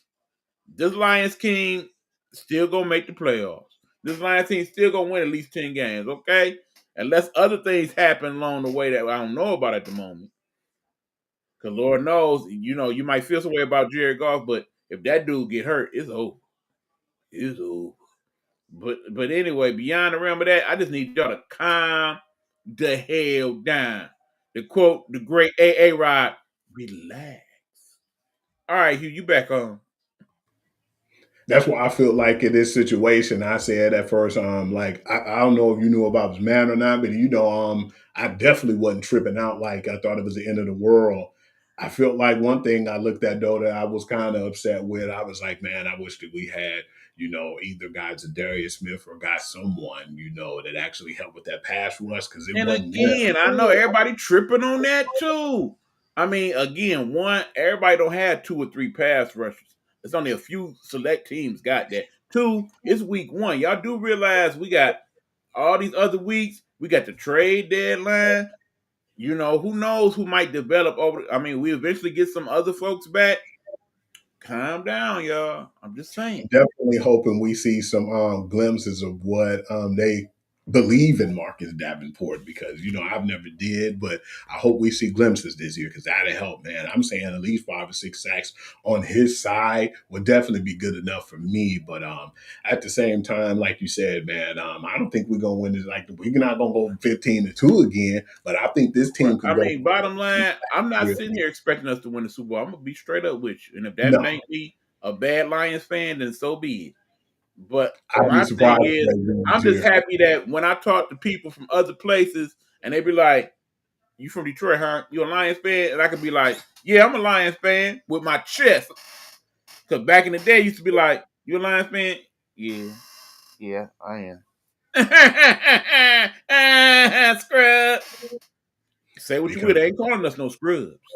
oh no, not at all. I definitely feel like too that they feel some kind of way right now. I definitely been liking hearing from Amon St. Brown and Aiden Hutchinson and a lot of the guys, and they wasn't feeling too good about Right. that And game. remember, Dan Campbell, his true superpower as a head coach, he a motivator. We know that. You And think he's he good ain't at gonna it. come bad up on Sunday? Ready to show, yeah, let's show that guy he should have never left here. Let's get him. Let's get into that other funky game, E. That I didn't talk to you about it, man, but I was like, oh man, this is a funky one. Houston, Texas versus the Los Angeles Rams, man. That game was kind of funky. And it wasn't no elements involved. It was kind of a week one type of game, Yeah, really. it was. I And mean, that's shout what out I to looked Matthew. at it. Matthew did his thing. I don't like the back was bothering him too much. Yeah, that final score was 14-9, and it was like you said, it was Yeah. the week onesies, if that's what people want to call it nowadays. But Right, but remember, he did break a record in that game, becoming just the 8th quarterback, I believe, to have over 60,000 yards. That's impressive. yeah, man, because that dude's tough as nails, I man. mean, think about some of the people on that list. Of course, the great Tom Brady, Drew Brees, Aaron Rodgers, Brett Favre. None It's but a Hall of select Famers on few. that list, okay? It's a select few. Let's talk Philip about Rivers. this game. Let's talk about this game, baby boy. We thought it was going to be everything it was expected. One of us picked one of these teams for sure to be in the Super Bowl this year, and that's the Baltimore Ravens versus the Buffalo Bills. No, I was a little afraid in of this fact, game. I picked Baltimore and you picked Buffalo. So I was a little worried in this game, not because I don't have no faith in the Ravens. It was just at the wrong time when that the issues start to happen when they start to explode. They can't do that. They was doing that last year at certain times, like teams they had no business losing against. They got to clean that up. E. This is another week one hiccup, but all at right, this so who do point, you blame more so for the loss? The offense or the defense? you know what, man? It was a little mixture of both, man. But the defense couldn't stop nobody, man. For you to be up 40-25 in the fourth quarter, you definitely got to give more of that blame to the defense because if they Exactly. would have got just a couple of stops, that game Mm-hmm. would have been over. They couldn't stop anybody. It was too many 3-and-outs with the guys on offense, but then the defense couldn't stop a soul, man. And that's where the problem happened at because I was stunned, man, because I was like, okay, man, I'm gonna have to eat this, and when I go on the show, man, I'm gonna have to, stand up for the Bills and talk about how they just basically looked like they were asleep. But then I believe that one possession they had, and when they scored, I said, okay, they're not up by that much. But then that fumble from Derrick Henry really hurt them. But more I of mean, that, that's something you don't never see Derrick Henry do.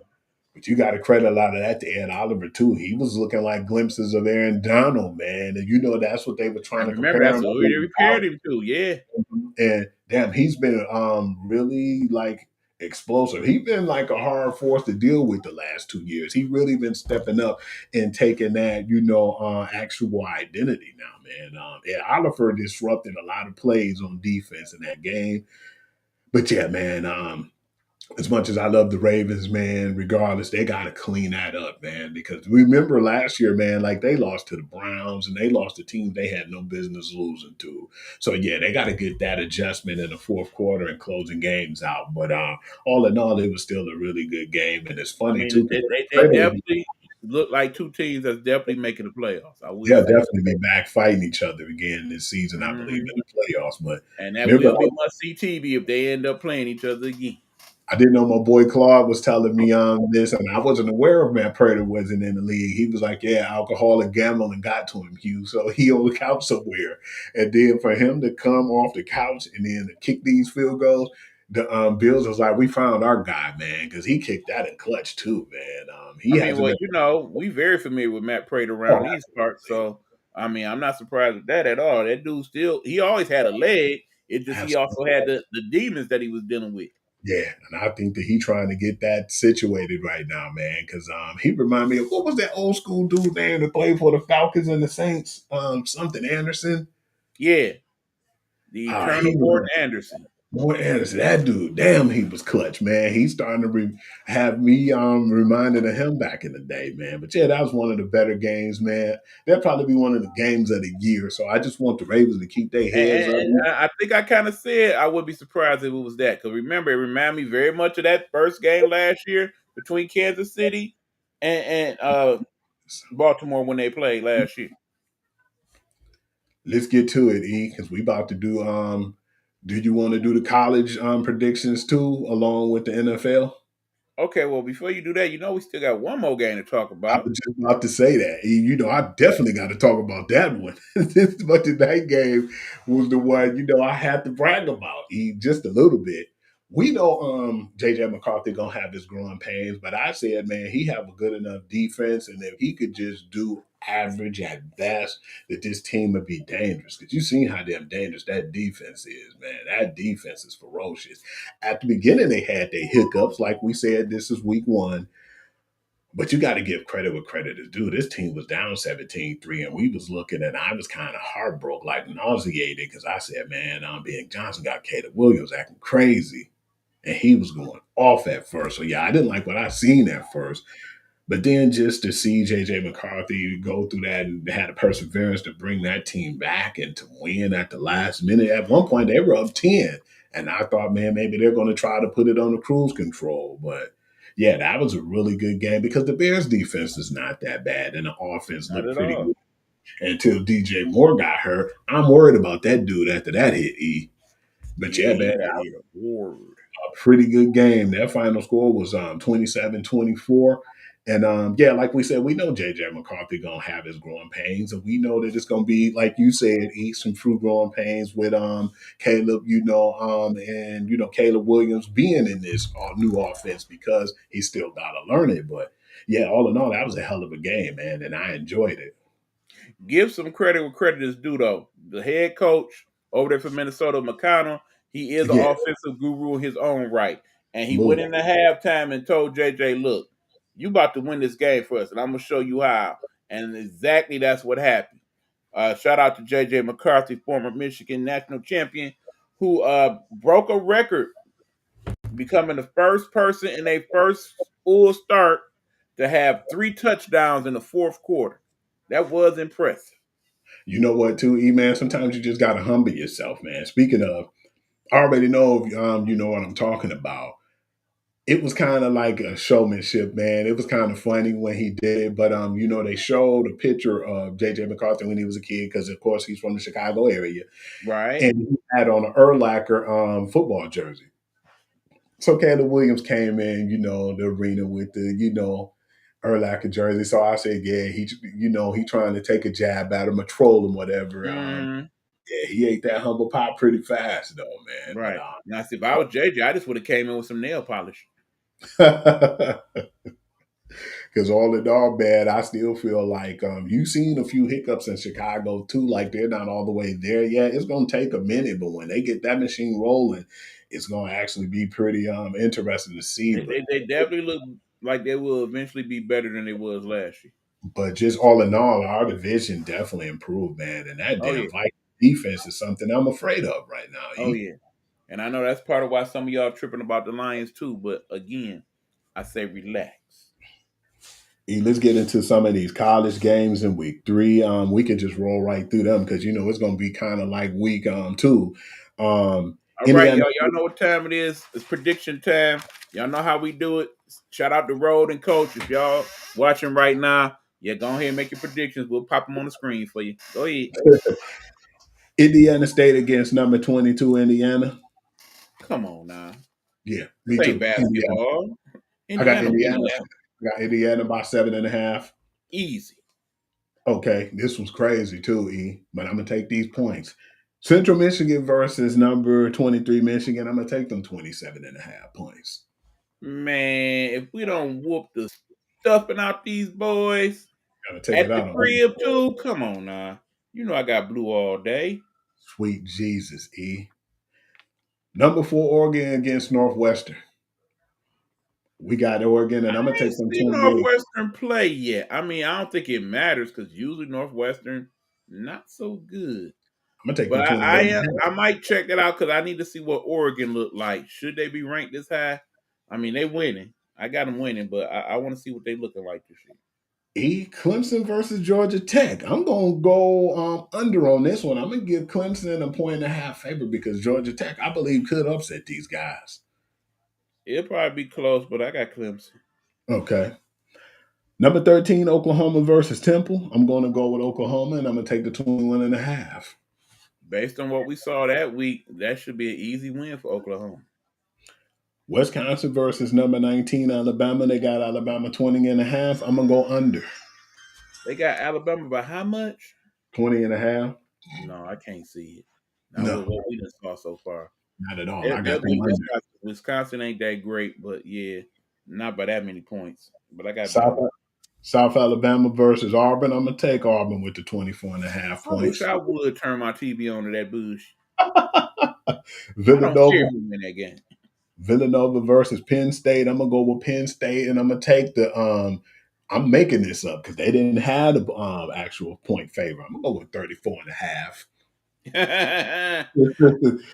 Yeah, I got the Nittany Lions. This is a pretty good one. Number 6 Georgia versus number 15 Tennessee. They got Georgia by 3.5. I'm going That under. will be the game of the week in my mind. I I got done the seen upset. I'm going Tennessee. Tennessee. I done seen Georgia. I'm going with Tennessee to pull the upset Me too. myself. Me They too. look real good these first couple weeks. Oregon State, you already know who Oregon State is with Coach Gundy, man. You know, I'm 40, irate on. I'm a grown ass man. I'm 40. They playing your boys, Texas Tech. I'm going to go with Texas Tech, and I'm taking them 23 and a half points. I said it before. I'm saying it again. Don't sleep on Texas Tech, y'all. They done paid their money. Sweet Jesus, E. Let's just roll through this. Number 14, Iowa State versus Arkansas State. I'm going to go with Iowa State, and I'm going to take the 20 and a half. Thanks for coming to get this butt whooping. Louisiana, what do they call them? The Raisin Cajuns versus the Missouri, number 25th ranked Missouri. They I back in the think they game. be lined up in the SEC like, no, it's our turn to whoop that ass. No, we want to whoop their ass. Every year they play them SEC teams and be getting mollywopped. I'm going to take that 27 and a half, E. Again, y'all, much like last week, some of these games, not so much. UTEP versus the University of Texas El Paso, just in case y'all want to know. That would be UTEP, yes. Versus number 7, Texas. I'm going to go with the 41 and a half point favorite, Texas. I'm going to take That's a them good points. preseason game for Texas, yeah. South Florida versus number 5, Miami. I'm going to take Miami with the 17 and a half. Miami for real this year, y'all. I'm trying to tell Mm-hmm. y'all. Let's just go past this one, man. Ohio versus the state team, number 1 ranked state team. I'm gonna go with the 30 and a half. As they play in University of Ohio, Ohio U. Mm-hmm. Even though that's a rivalry game, the talent level just ain't. Yeah, I got the punk eyes. Western Michigan versus number 9 Illinois. I'm gonna take Illinois with the 27 and a half. I still say Illinois overrated, but it's gonna be a couple weeks before we find out. Arkansas versus number 17 Ole Miss. I'll take the points with Ole Miss with 7 and a half because it's Yeah, closer to they'll make up last week. I got Ole Miss. unranked Florida versus number 3 LSU. I'm gonna take the 7 and a half points because it's an SEC rivalry game. I don't give a damn if it is in a swamp. That could get ugly. I got Yeah. LSU because Florida do not look good. They do not. Game. This looked like one of the best games of the night too. Number 16 Texas A&M versus number 8 Notre Dame. I'm gonna take Notre Dame, but I'm gonna go under the 6.5 though. This probably the hardest game Notre Dame gonna have the rest of the season.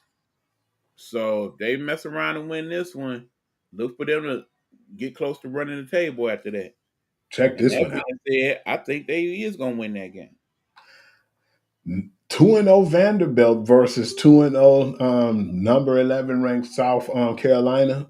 I'm going to take South Carolina, but I'm going to take the points, and it's only 4.5. Y'all gonna learn about disrespecting Vanderbilt. Remember last year, everybody kept this, and they just kept messing around and winning. Teams. I got them messing around and winning again. I would like that, honestly. Number 20, Utah, Uncle Rigo versus Wyoming. I'm going to take Utah on the 23.5. That's a game I ain't trying to see. Utah, I guess. Jesus. All right, E. Let me know when you're ready for the NFL. I'm going to let you get your sheet together. All right, so yep, I got that.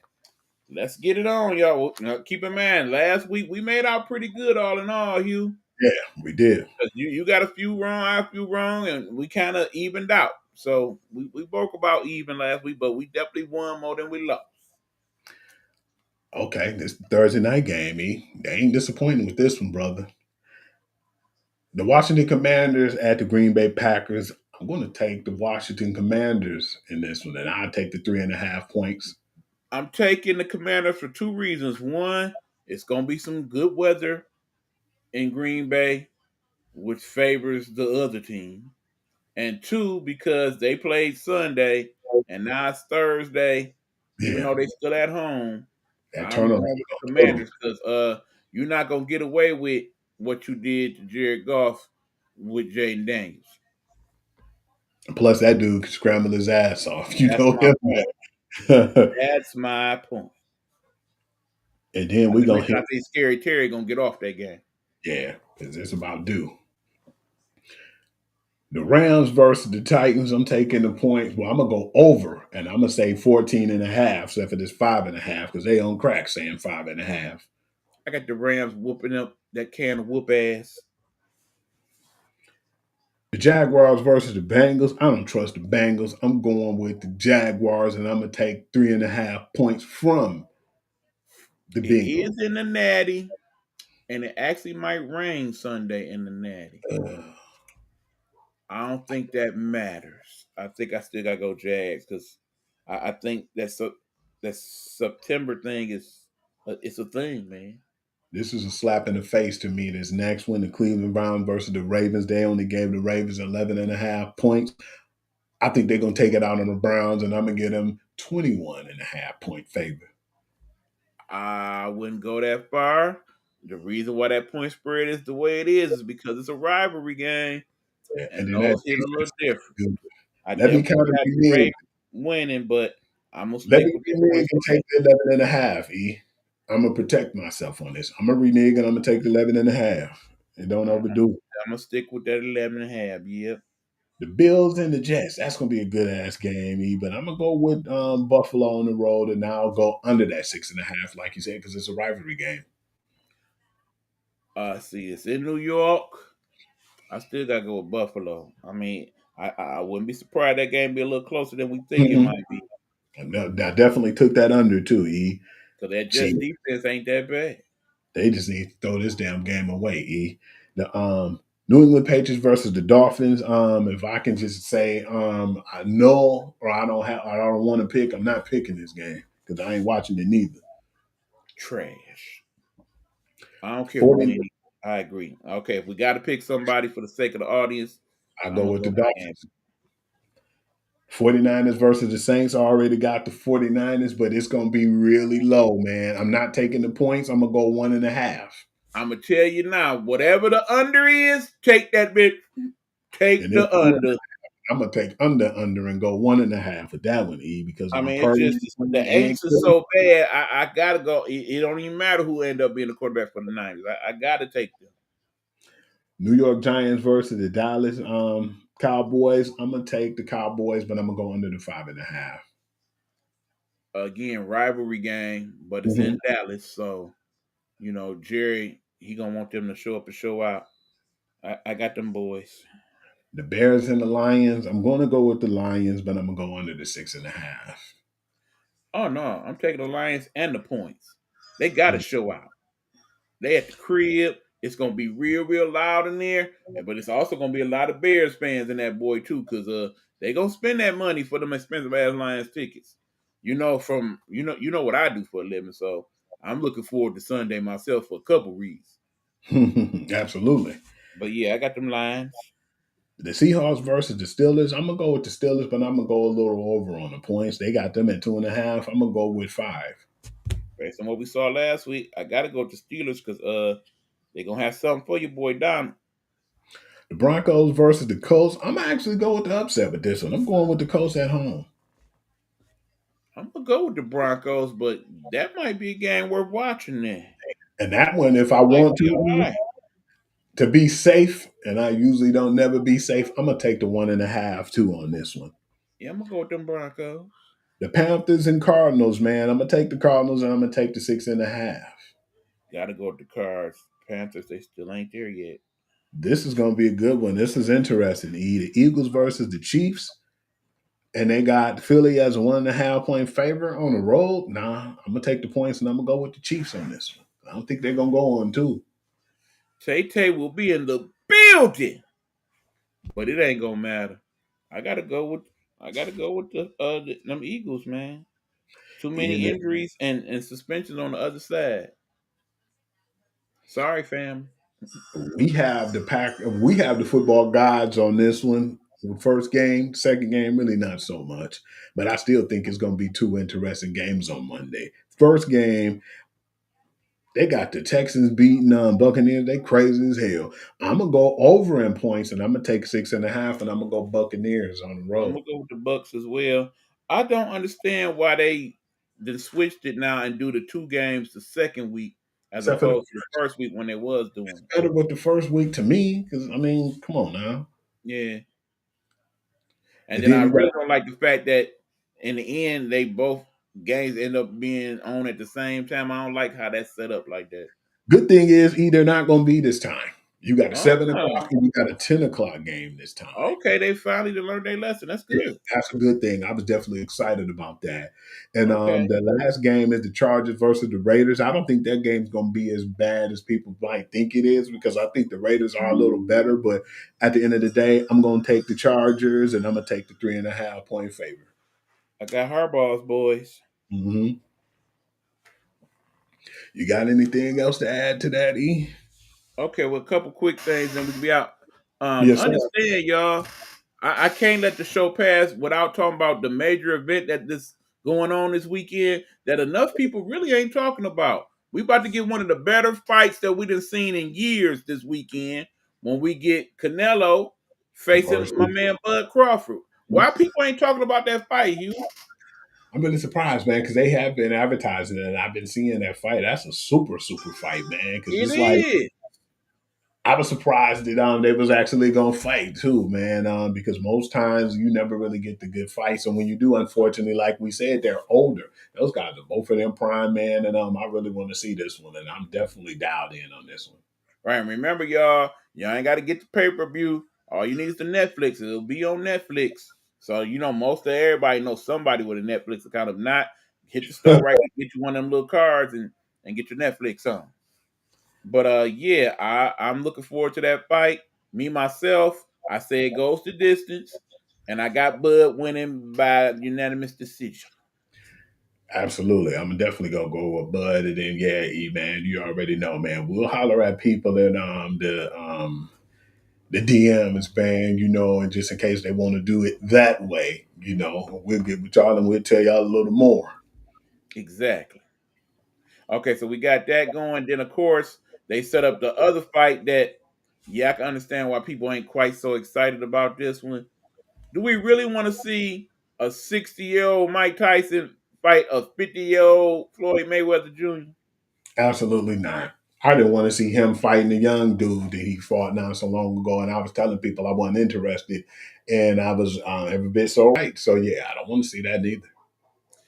I mean, ain't neither one of these brothers broke. But we know Floyd spends a lot of money doing whatever Yeah, he's doing, and I imagine Mike doing it too. So this is a money grab. We know this. But in the end, we ain't gonna get the fight that we would really want to see, nor are we gonna get the fight that we probably really even need to see. I don't know how they're gonna say. I mean, basically, if this is a pay-per-view fight, I won't be watching it. I'll yeah. catch some highlights on YouTube. I'd rather watch Bud and Canelo all day. Yeah, now that fight, that's a real fight. Yeah, I even rather watch the damn Jake Paul and Tank fight that's coming up before I watch Yeah, this. absolutely. Yeah, so basically that's what I got. Oh, then a quick fact about baseball that I just found out. You realize, Hugh, it's what, September 10th? Do you Hmm. realize there's been no hitters this year? None. I've noticed. I haven't seen not any of them, Not a man. one. It'd be so close, and they'll give them up either in the eighth or the ninth inning. But we never had a whole game with just a no hitter right now. Right. Another interesting fact, you do realize that part of baseball's problem is that our starting pitchers don't do like they used to do. Remember, they say the greatest year of the pitcher was 1968. Bob Gibson won the Cy Young National League Triple Crown winner, right? Best Right. ERA, best strikeouts, best wins. Do you realize that man had 22 complete games in 1968? That's insane. No, what's more insane is 6 of those 22 complete games were more than 9 innings. He even had a 12 inning complete game. Crazy. That being said, do you know it's only 14 pitchers this year that had one complete game, and only one pitcher that had two? Oh, really? Who was that? Yeah. Paul Skeens? No, not Paul Skeens. Paul Skeens, amazingly enough, has not had a complete game. Mm. And Scooble's only had one. Mm. Who had the two games? Some guy, I don't even remember. Not that it matters, but I mean, just the point. And that's what just seems Only like where 11 pitchers have had a complete game this year. That's that's crazy. what hurting. Well, that's definitely hurting baseball right now, man. They need to Right. definitely get something out of it, especially as far as because they don't really advertise as well, neither. Their advertising No. has been good, has been taking drop. And whatever happened to ESPN being a machine of like just really good advertisement and commercials, man? That's where we used to see a lot of the advertisements and stuff Right. I from. mean, and think about usually, they advertise baseball tonight to death on ESPN. Yeah. You hardly even see that. They don't do nothing, man. Remember them commercials like when Calvin Johnson, man, when he was the vending machine, of course, Megatron and the machine with Albert Pujols, like you said, the King James. None of those commercials exist no more like that, man. And the I one mean, where the one. Don't forget the one where Big Papi got caught wearing the Yankee hat. man's almost had a heart attack. Yeah, Right. that's the funniest one. And, That's I was like, oh no. and Robinson Cano giving everybody them crazy handshakes and the whole Yeah. everybody in ESPN got sick. Yeah, that was some good stuff, man. They need to get back to that, man, because it ain't Right. ESPN no more, man. Let's just be honest. I mean, sports talk in general ain't quite what it used to be. Yeah. But So yeah, that's what I got this week, bro. yeah, me too, man. All right, so you know what to do, my guy. All right, y'all already know what time it is, man. Y'all can catch me on all my social media platforms. I appreciate y'all first and foremost. You can follow me, Hugh Lee, on Instagram, and it's Hoovy, WHOOVI. That's where I put a lot of our brands and advertising the podcast that we're doing, of course. And then you can catch me at Sports Guru to You. I'll be putting the late and breaking news, and I basically put the scores of the games. So yeah, man, most times I usually try to get the news before all the networks and all the social media platforms. And you can get with me too on TikTok. Shouts out to everybody showing love and support on TikTok too. And it's Hugh.Lee6. And I'd like to say thank you all. We appreciate you for all the people who on the network and all the people who listen and chime in, man. We appreciate y'all all. And thank you. Hold on, good people. Hmm. All right, there we go. Yeah, as always, shout outs to all the other people in the Nighthawk Network whose shows I've been producing. Of course, shout out Queen Gemini and the Rumble Time. Shout out Rose Simmons and her show, Road to Stardom Indie Experience. Of course, shout out to Coach B and Straight Sports Talk, Fridays at 9. And of course, shout out to all the people that always check in with us, Big Joe and of course Coach and Sean Love. Definitely want to send you a shout out, Pastor Sean. good looking out on what you did. I appreciate that very much, sir. And just to all the people that been supporting us through this whole thing, we appreciate y'all. And remember, you are also in our prayers because I know y'all go through things, and we glad that sometimes y'all tune in for a few minutes just to kind of forget about your problems and kick it with us. So we appreciate that. Thank you. Yep. That being said, y'all know what time it is. Till next week, check out the games. We'll talk about them next week.